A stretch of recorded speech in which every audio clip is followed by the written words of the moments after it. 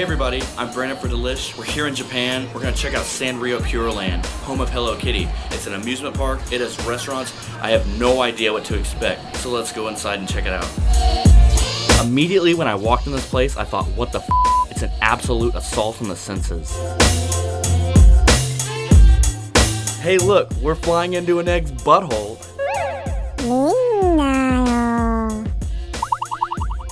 As a guy in my 30s, in a land of 6-year-olds and Harajuku girls, this definitely took me out of my comfort zone. You're not gonna find anything like this in the US. It's the living embodiment of the puking rainbow Snapchat filter. The first thing I tried, the Gudetama rice omelet with a cream croquette. It was like a mozzarella stick on crack. Not everything they served was my favorite, but if you go, get this. Medium rare steak with rice, peppers, onions, and a yogurt sauce. You wouldn't think steak at a theme park would be good, but it was awesome.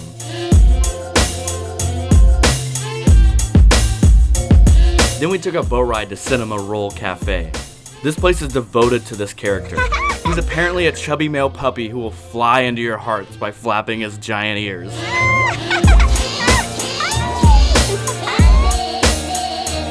The next thing I tried, a cinnamon teriyaki chicken bun and a cold cinnamon roll.